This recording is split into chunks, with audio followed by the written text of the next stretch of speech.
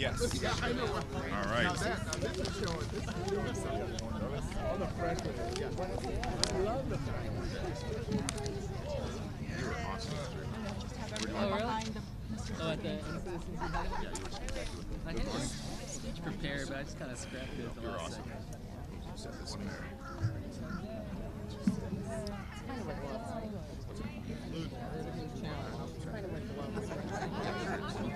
Especially next level. I know for you. Oh, you California. I thought Andy here would be a little bit.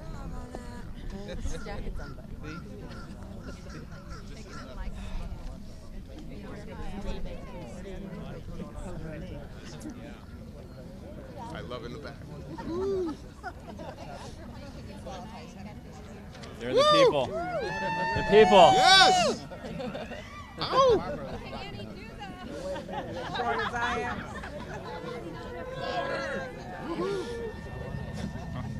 Look at all those folks out there. Cool.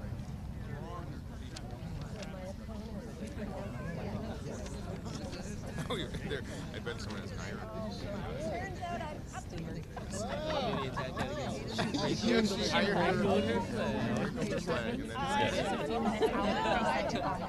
Should we get started? Okay. All right, folks. All right, here we go. Good morning, everybody. I'm John Sarbanes from Maryland's 3rd District. Happy to be here with you today. In a few short moments, my colleagues and I are going to walk back up these steps and into the chamber of the House of Representatives to cast our vote for H.R. 1, the For the People Act. For months, for years, really for decades, millions of Americans across the country have been looking at Washington and feeling like they've been left out and left behind. They see the influence that big money and special interests have up here in Washington, and they feel like their voice doesn't matter. They see ethics and accountability problems, and they want to feel good about government and those who serve in offices of public trust. And too many Americans have faced this challenge where getting to the ballot box every 2 years is like running an obstacle course. And they've said to us, we want our government back, we want our democracy back, we want to feel included in how America makes decisions. H.R. 1 is designed to do that, to restore ethics and accountability, to fight back against the interests of big money in our politics, and to make it easier, not harder, to register and vote in America. We're proud to have assembled H.R. 1, the For the People Act, to restore the voice of the American people and to return to a government of, by, and for the people. And with that, I want to turn it over. And now let me introduce Zoe Lofgren, the chair of the House Administration Committee, who shepherded this bill to where it is today. Thank you, Zoe. Thank you, John. Well, I want to thank John Sarbanes for his amazing leadership on this legislation, as well as Speaker Pelosi and our fabulous freshman class. You know, we have a mandate to return power to the people. One senator said, this is a power grab. Yes, it is. It's a power grab for the American people. Now, as a manager and chair of the Committee of House Administration with primary jurisdiction over this bill, I want to highlight the transparent and deliberative manner this bill has proceeded through the House. The For the People Act was introduced on January 3rd. The bill has been posted online and available for public review for 65 days. 6 House committees held bipartisan public hearings to review and debate the measures, more than 19 hours of testimony. The Committee on House Administration marked up the bill in regular order 10 days ago, and we have a CBO score from the House Administration provisions, and yesterday a CBO score for all the rest. 182 amendments were offered for H.R. 1. 72 amendments, I think some kind of record, were made in order for floor consideration, including 14 Republican and bipartisan amendments, and as of last night, 5 of those have been adopted. This bill has been brought to a vote in the most open, transparent manner this House has seen in years. Contrast this open and deliberative process to that of the House Republicans' H.R. 1 in the last Congress. Their massive tax giveaway to corporations and the nation's wealthiest 1%. Their H.R. 1 proceeded through the House without a single hearing. Their H.R. 1 was crafted behind closed doors and wasn't made available to the public until just days before the committee markup. Their H.R. 1 threw a $1.5 trillion hole in our deficit. The differences are clear. Our bill, H.R. 1, the For the People Act, will clean up corruption in Washington. It will make it easier to vote. It will give everyday Americans more power in our democracy. So I am going to run to the floor to finish managing this bill, but before I do, I'd like to introduce someone who has brought new energy and great insight from the private sector, our freshman from California, the wonderful Congresswoman Katie Hill. Thank you so much. This is a historic moment for each and every one of us, and for my generation in particular, but especially those that follow all of us. This is when we take our democracy back.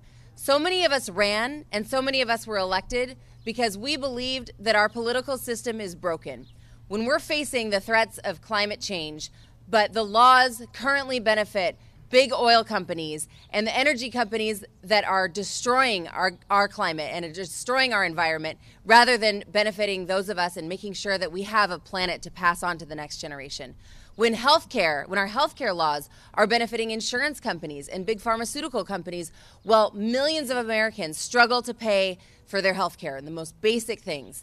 And when we are facing the most critical moment in our democracy, and it is big corporations and special interests rather than each and every one of us who has a say and has power, then we are not going to be able to solve the problems that we're facing. So right now, we get to go inside and we get to vote and we get to leave a legacy for those who follow us. And this is the moment. This is the moment that we came here for. We're so excited to be here with you. And I'm excited to hand it over to my colleague from California as well, another young person, Congressman Josh Harder. Thank you, Katie. Here's a stat that blows me away. D.C. is home to 11,000 registered lobbyists. That's 25 lobbyists per member of Congress. During one of my first nights in D.C., I got invited to a dinner with some of my freshman colleagues. I thought it was going to be a chance to talk about some of the issues that I hear from families in our community every single day. The cost of health care, education, jobs. But imagine my surprise when the only thing these lobbyists wanted to talk about was what would benefit their clients. This happens in this city every single day. Thousands of lobbyists create an ecosystem of easy access where they can push their clients' agendas in front of our elected representatives. There's an alarming divide between Washington and my district in California. It shows that it's far too easy for well-financed lobbyists to crowd out the needs of our families in favor of their clients. My community has had enough of these backroom deals, and this bill today is a step in the right direction to make sure we change that. That's what we came here for, and that's what we're excited to do in just another couple minutes. Thank you, and over to my colleague from New Jersey, Mr. Andy Kim. Good morning. My name is Andy Kim, and I'm the congressman for the New Jersey 3rd Congressional District. It is no exaggeration to say I simply would not be standing here as a member of Congress before you if it weren't for the passion of the American people for healing their democracy. It is the reason I chose to run. I stepped up because my neighbors lost trust in a government that they no longer felt was working for them. They sent me here to cut through these divisions and reassert that the core unit of our democracy is the citizen, not the dollar sign. To remind Congress that the voice of the American people must not be drowned out by dark money held by the few instead of the many.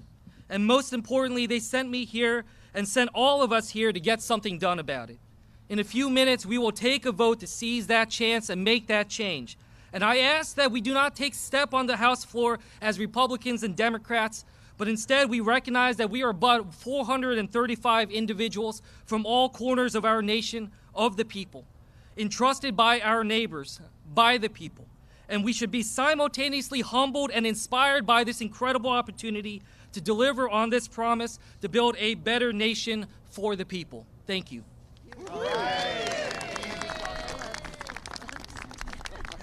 Hey everybody, Dean Phillips from the frozen Minnesota 3rd. Today is a new beginning, and I am so proud to be part of the most remarkable and diverse freshman class in congressional history here in the United States.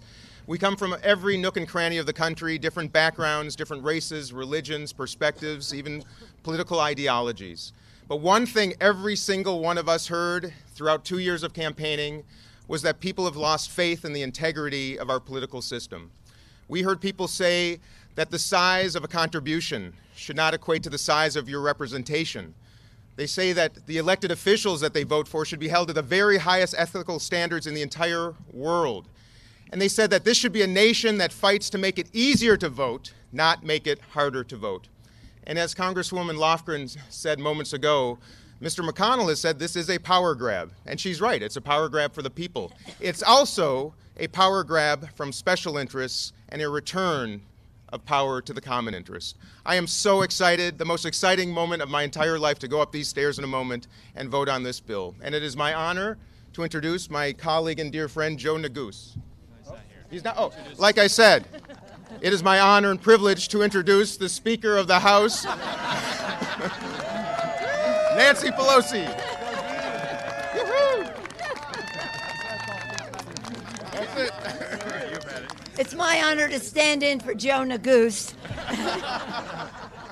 I thank all of our freshmen, every single one of them, for the message they delivered on the campaign trail, for the determination they have brought to the Congress of the United States. We are so excited today, as I think you can detect. In this cold day on the outside, we will go inside where the political climate will be much warmer for the American people because of the action that we will take today. We're thrilled to be here again on the steps of the Capitol, waving our flags with this outstanding freshman class in a show of great unity. When our freshmen took the oath, they made a difference, ensuring that the priorities of their communities would be the priorities of the Congress. Now today, we're honoring the people's trust as we pass our transformative H.R. 1 for the People Act. As has been said, H.R. 1 restores the people's faith that government works for the public interest, the people's interest, not the special interest. That faith, that confidence is a treasure that is fundamental to a democracy, that people believe. They believe that actions taken here will be in their interest. That is what this legislation will help to restore. It ends the dominance of big, dark, special interest money in politics, and it empowers small donors and the grassroots. Ensures clean, fair elections and fights voter suppression. It cleans up corruption, returning integrity to Washington, D.C. Let us be very clear. This is a fight that we're taking a vote on today, but it is a fight we will not end until we win it, because it is a very fight for the Constitution. It honors the vision of our founders, gives hope to the American people that their interests are served. And so when we break the grip of special interest and put the people back in the power back in the hands of the people. Let me salute our colleague John Lewis, whom we'll hear from on the floor shortly, for the fight that he made for expanding the opportunities for voting in our country. We're all in his debt. But not only the fight he made then, the sacrifices he and so many others made, but also the brilliance that he has brought to this legislation in the form of provisions to end voter suppression, which exists in our country so sadly. And let us thank John Sarbanes. He had a vision. He had a vision. He has a vision that honors, again, the vision of our founders about a democracy.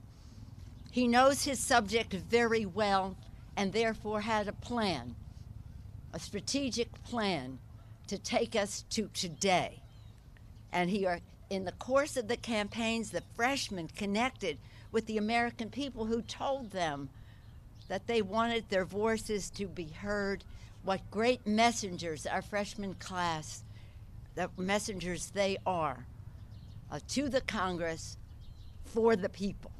So this is, in our view, an historic day, a pivotal day, a day that will make a difference as we go forward. And to those, as Mr. Phillips, Congressman Phillips said, yes, it is a power grab on behalf of the people. But let us look to the Senate and say, when we pass this bill, it's not just what happens on this floor. It's the message it sends to the American people. Our inside maneuvering will have succeeded today because of the outside mobilization of the American people for the people. So the Senate, as you receive this bill, you will also be receiving the aspirations, the mobilizations, the persistence, the relentlessness of the American people to have government work for them, for the people. So this is a fight we're engaged in. We are not going to end it until we win, and we can save a lot of time by the Senate just agreeing to the for the people agenda. Thank you. Let's hear it for the freshman class and all the difference they are making for the people. Has our friend Joe Neguse gotten here? Well, Joe Neguse, we'll hear from him on the floor of the House. There we go. But so many voices from the freshman class. It's pretty exciting. Let's get down. Let's go to the floor, take the vote, send it to the Senate, soon to have and hopefully to have a path to the president's desk, again, for the people. Let us wave our flag. Thank you all very much. Best moment. Let me shake your right hand, okay? All right. Thank you. Okay. You're looking like a pro. I was losing my voice. Get my flag. You as well. You as well. There you go. Place the ball.